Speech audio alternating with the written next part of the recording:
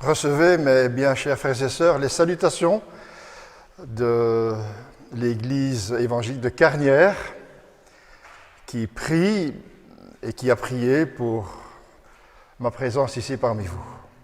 Recevez également les salutations de mon épouse qui est restée à Carnières aujourd'hui parce qu'elle avait une mission particulière à accomplir.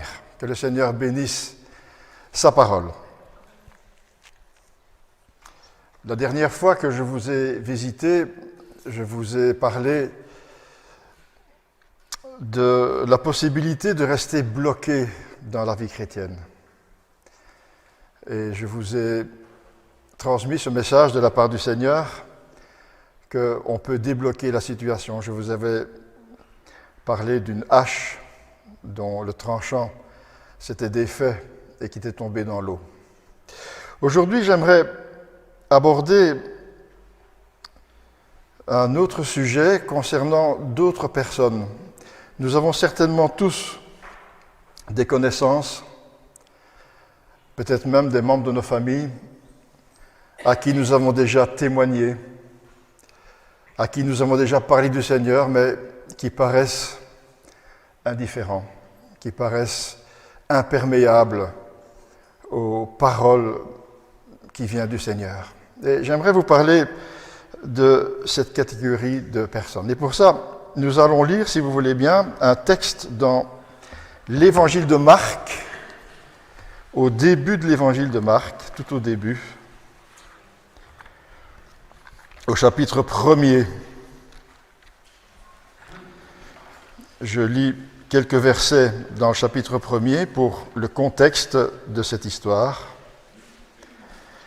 Cette histoire, c'est une de ces belles histoires que j'ai racontées je ne sais combien de fois à mes enfants quand ils étaient petits, avec celle du bon berger. Ils aimaient que je leur raconte parce que ça leur parlait du Seigneur Jésus et de ce qu'il a fait de super. Alors pour le contexte, on va lire quelques versets au chapitre 1er de Marc, donc au verset 21.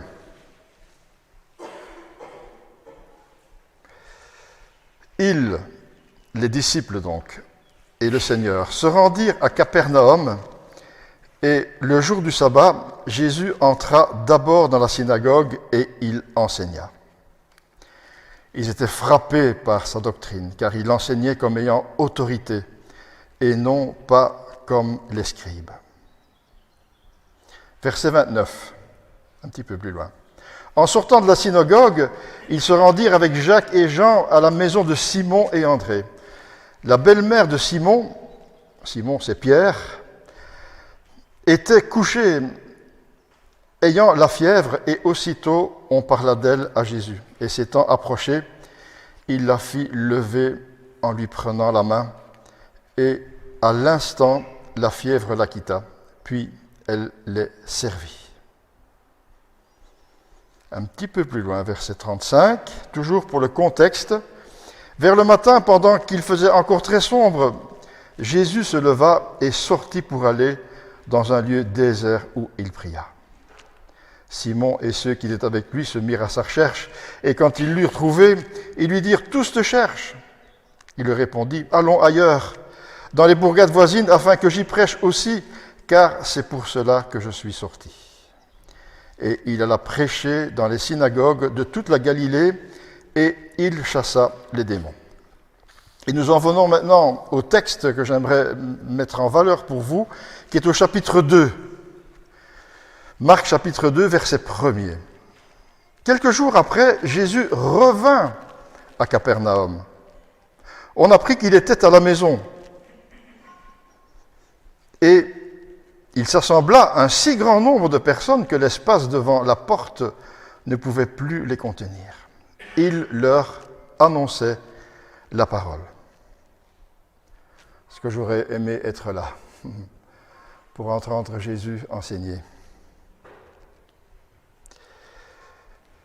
Des gens vinrent à lui, amenant un paralytique porté par 4 hommes. Comme ils ne pouvaient l'aborder à cause de la foule, ils découvrirent le toit de la maison où il était Et ils descendirent par cette ouverture le lit sur lequel le paralytique était couché.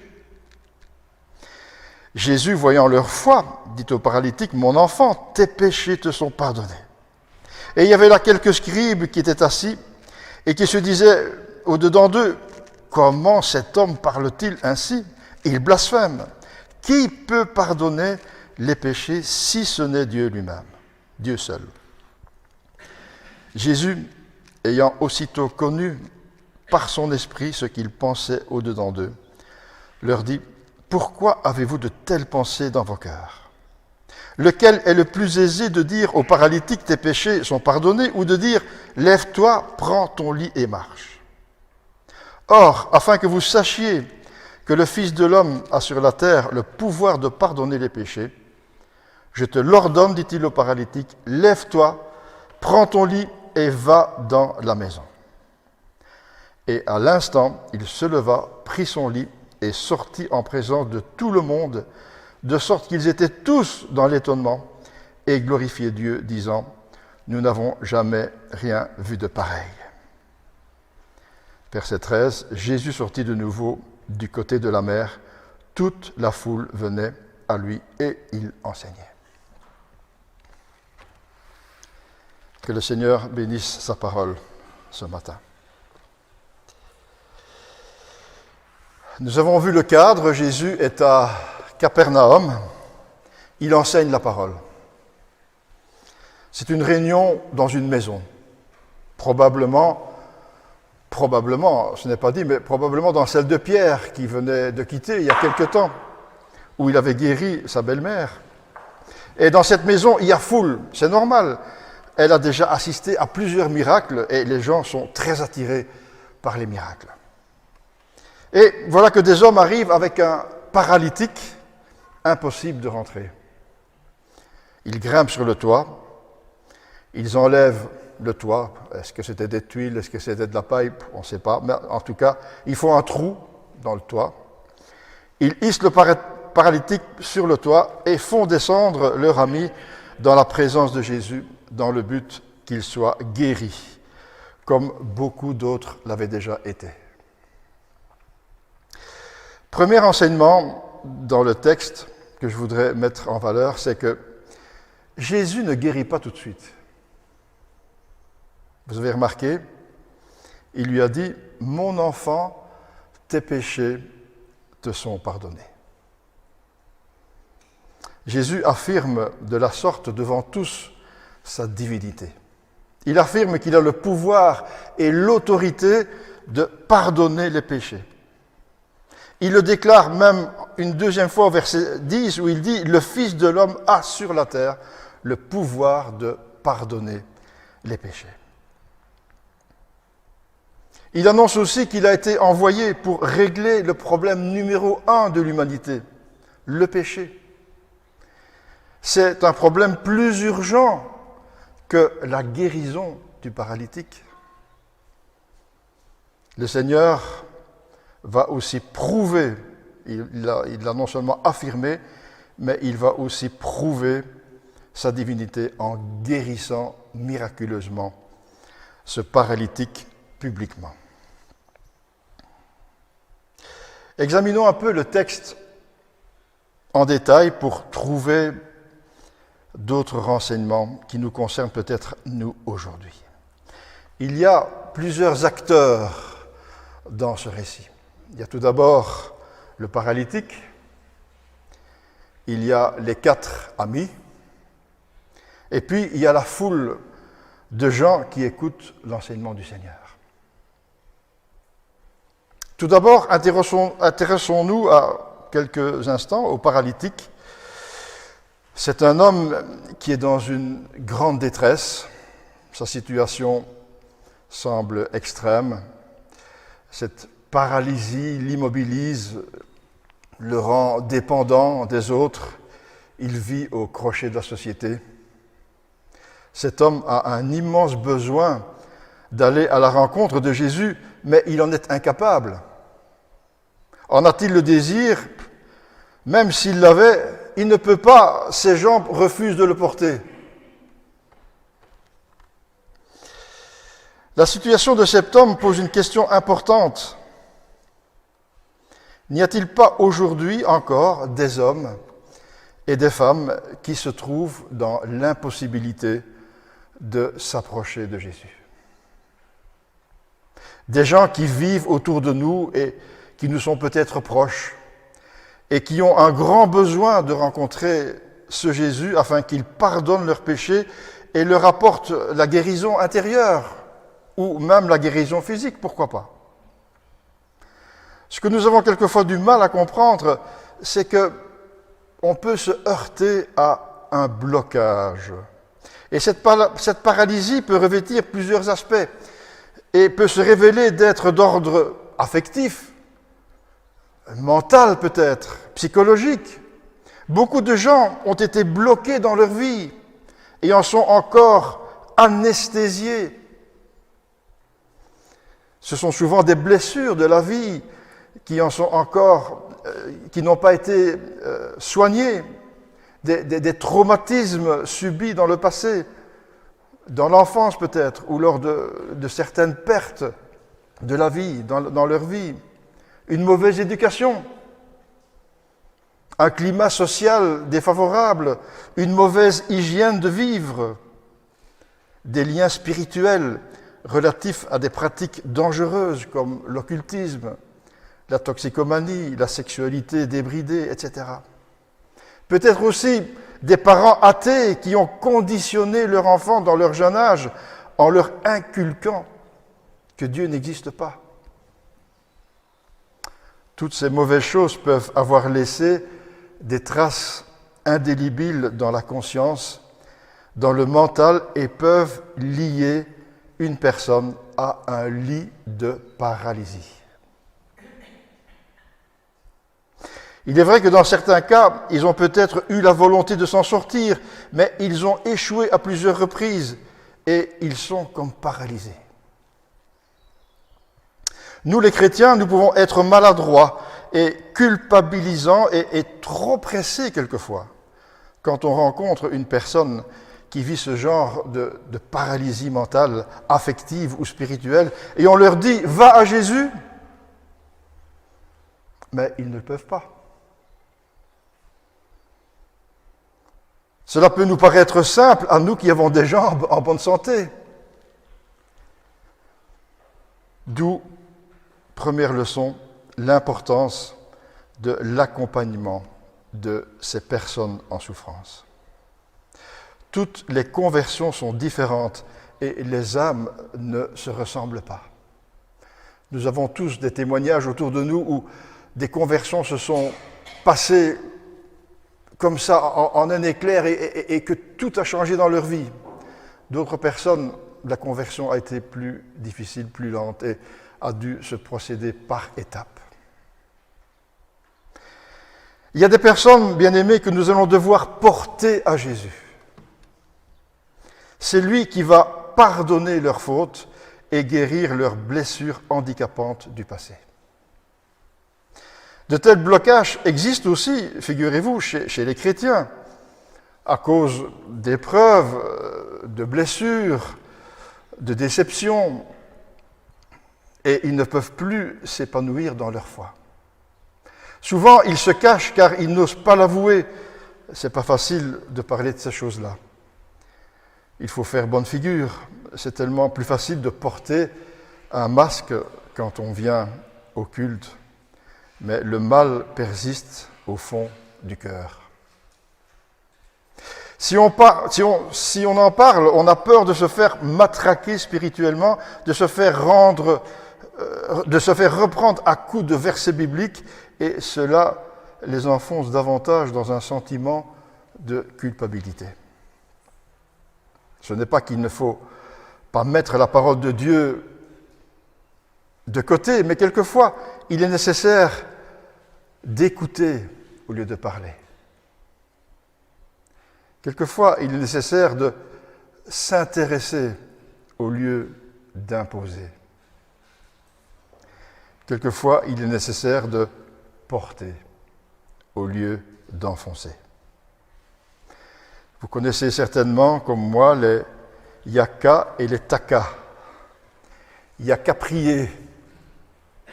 T'as qu'à lire la Bible. Les paralysies peuvent arriver rapidement suite à... Ce sont des phrases faciles comme « tu dois prier, tu dois lire la Bible », mais ça ne marche pas car ils sont paralysés et ils ont besoin d'abord d'être guéris. Les paralysies peuvent arriver rapidement suite à un deuil, une déception sentimentale, une déception spirituelle, une blessure subie par un frère ou par une sœur, mais aussi à cause d'une désobéissance volontaire, prolongée, ou suite à une révolte, à des rancunes, à des situations de non-pardon, où la haine s'est installée à la place de l'amour fraternel. Il arrive même que des frères et des sœurs en arrivent à être hermétiques à la parole de Dieu, imperméables à l'action du Saint-Esprit dans leur vie. Et on leur répète des expressions telles que « il faut pardonner, tu dois avoir la foi ». Eh bien, ce paralytique a heureusement 4 personnes qui vont s'occuper de lui. Qu'est-ce qu'ils ont fait? Ils l'ont porté. Ils n'ont pas dit « lève-toi, allez, remue-toi un peu ». Quelquefois, ces paroles conviennent, mais là, il ne savait pas se lever. Il n'y a qu'à prier. Allez, tu manques de foi. Ce que cet homme avait besoin, c'est une équipe de porteurs. Vous êtes-vous déjà posé la question que pour telle ou telle personne que nous ne voyons pas venir au Seigneur, qu'elle a peut-être besoin d'une équipe de porteurs, car elle est incapable de se lever pour marcher. Sommes-nous désireux d'être des porteurs? C'est plus facile de les laisser là et de les exhorter à coups de versets bibliques ou à quelques paroles d'encouragement. Je vais prier pour toi. Porter, mes bien-aimés, c'est autre chose. Porter, cela coûte. Cela coûte du temps. Cela coûte de la disponibilité et beaucoup d'amour. Nos communautés ont besoin de chrétiens porteurs et non de moralisateurs, critiqueurs ou juges légalistes. Mais des frères et des sœurs qui ont le véritable souci des uns des autres, de ceux qui ont du mal à avancer ou qui sont bloqués par une paralysie partielle ou totale. Il faut dire aussi qu'il y a des chrétiens qui aiment à se faire porter, alors qu'ils savent marcher. Le paralytique n'a pas dit, finalement, c'est pas si mal de rester couché. Si je me lève, il y a des risques, que je doive me débrouiller seul, que je dois peut-être même aller travailler. Finalement, je préfère rester comme je suis et de toute façon, je n'y arriverai pas. Je ne sais pas ce qu'il a dit. Ce qui est frappant chez ces 4 amis, c'est leur imagination, leur créativité, leur culot, leur persévérance. Ils n'ont pas trouvé des excuses en disant « Jésus est trop occupé, ce n'est pas le moment. On va le déposer ici et quand Jésus sortira, il le verra certainement. » Non. Ils auraient pu dire aussi « On reviendra une autre fois, on ne sait pas rentrer. » Non, ils ont été jusqu'au bout de leur objectif à prix d'efforts exceptionnels. Qu'est-ce qui les a vraiment motivés, ces 4 amis? Ils étaient motivés par la conviction que Jésus avait le pouvoir de guérir cet homme. Et que Jésus est la solution de la dernière chance. Ils étaient motivés par beaucoup d'amour pour lui. Essayez de vous imaginer un peu la scène. Vous savez, bien-aimés, aujourd'hui, nous allons devoir faire face de plus en plus à ce genre de personnes. Et nos églises doivent être prêtes à les accueillir. Savez-vous que dans l'Écriture, il y a 3127 versets qui parle de ce genre de personnes, des pauvres, des veuves, des orphelins. Et seulement 30 versets parlent des riches. Aux yeux des 4 amis, ce pauvre gars en valait la peine. Ils ont transpiré pour lui. Ils ont pris des risques pour lui. Ils ont été prêts à être critiqués par les voisins, par les auditeurs de Jésus. Ils étaient là.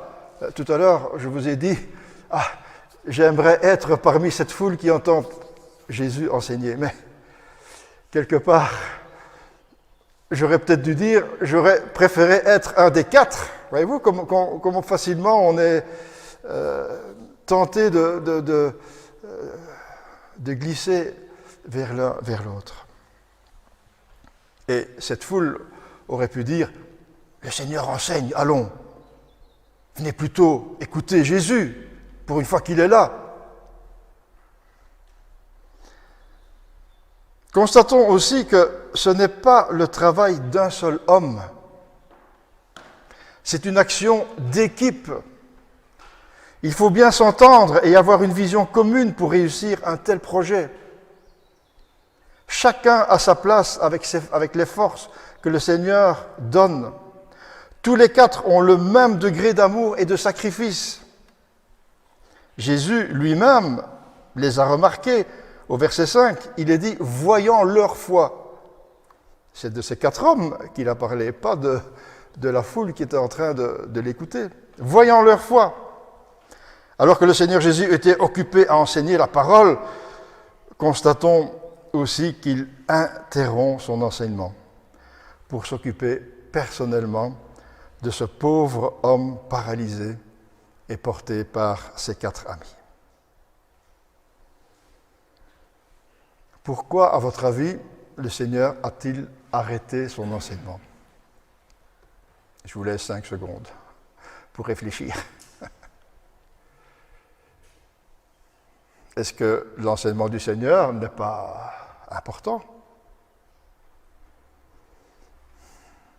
Le Seigneur interrompt son enseignement parce qu'il y avait une âme à sauver. Il y avait une âme à sauver.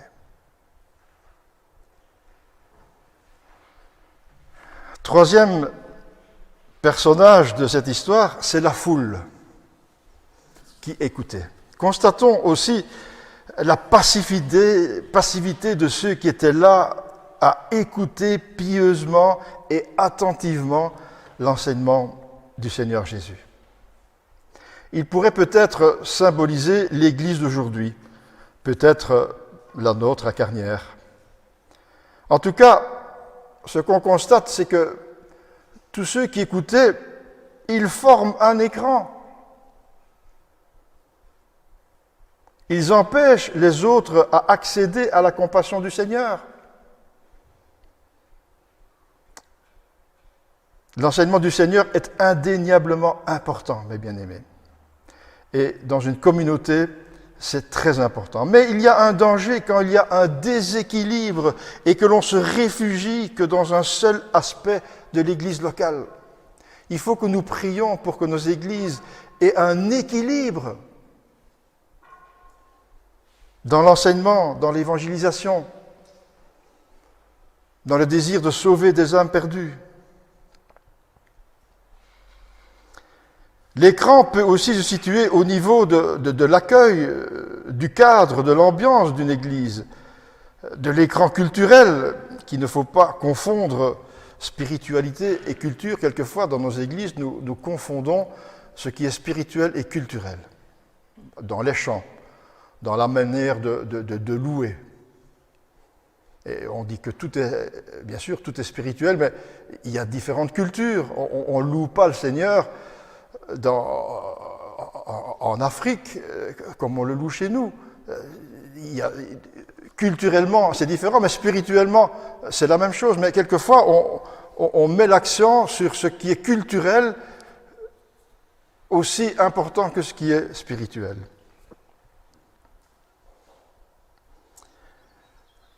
L'apôtre Paul disait aux Corinthiens « Je me suis fait tout à tous, afin d'en sauver de toute manière quelques-uns.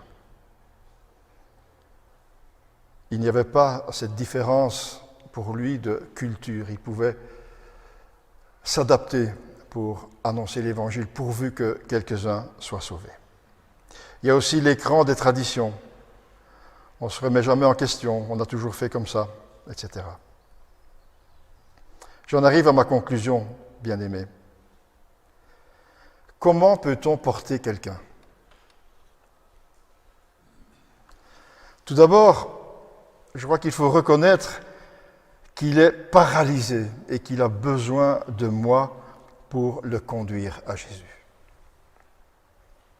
C'est d'être prêt à transpirer pour lui. Peut-être devrais-je trouver un ou deux coéquipiers dans l'Église, parce que seul je n'y arriverai pas. Des coéquipiers pour partager le souci d'amener cette personne au Seigneur, de prier ensemble avec lui. Vous savez qu'il y a un verset que je crois que nous ne connaissons pas vraiment, parce que le verset suivant, on le connaît par cœur. Et ce verset dont je parle, qu'on connaît par cœur, c'est « Là où 2 ou 3 sont assemblés en mon nom, dit le Seigneur, je suis assemblé au milieu d'eux. » On connaît ce verset, mais connaissez-vous le verset avant? Le Seigneur disait dans Matthieu 18, 19, « Je vous le dis encore, écoutez bien, si 2 d'entre vous s'accordent sur la terre pour demander quoi que ce soit, cela leur sera accordé par mon Père céleste. » Ici, le Seigneur insiste sur au moins 2 personnes qui s'accordent. Ça veut dire qu'ils vont porter ensemble un sujet et l'amener au Seigneur. Porter ensemble peut-être une personne. Et après, le Seigneur dit, là où 2 ou 3, donc ça peut être 2 ou 3. Mais ce qui est important, c'est que ce petit groupe qui nous est présenté ici comme ceux qui portaient ce paralytique, se sont réunis ensemble, se sont accordés ensemble pour pouvoir s'occuper de quelqu'un. Prier ensemble pour lui, travailler ensemble en formant une petite équipe d'intercession pour une personne spirituellement paralysée. Avec cette équipe, avoir suffisamment de motivation pour s'entendre dire de la part du Seigneur, « Je vois votre foi ». Ensuite, c'est d'écouter la personne, s'intéresser à lui, se soucier de sa souffrance, de sa situation difficile, mais pas désespérer. Lui laisser l'occasion de dire qu'il a mal, qu'il souffre, qu'il est paralysé. C'est d'accepter sa souffrance comme vraie, ne pas la minimiser. Ce n'est pas moraliser ni culpabiliser, c'est s'investir sérieusement dans la prière pour demander l'aide du Saint-Esprit pour cette personne et pour demander sagesse dont nous avons besoin pour la prendre en charge. Porter quelqu'un, c'est faire un bout de chemin avec cette personne pour la porter au Seigneur. Contrairement à ce que nous dicte l'ennemi. Ce n'est aussi pas nous qui guérissons, mes bien-aimés, mais c'est à nous de conduire cette personne au Seigneur. Porter, c'est surtout aimer. L'amour est patient, il est plein de bonté. L'amour, il n'est pas envieux, il ne cherche pas à se faire valoir, il ne s'enfle pas d'orgueil, il ne fait rien d'inconvenant, il ne cherche pas son propre intérêt, il ne s'aigrit pas contre les autres, il ne trame pas le mal. L'injustice l'attriste, la vérité le réjouit. En toute occasion, l'amour pardonne, il fait confiance, il espère, il persévère. C'est Paul qui dit ça dans 1 Corinthiens, chapitre 4.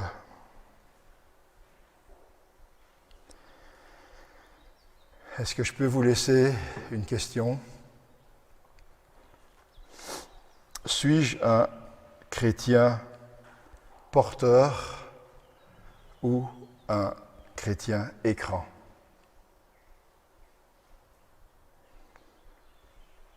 Que le Seigneur bénisse sa parole. Amen.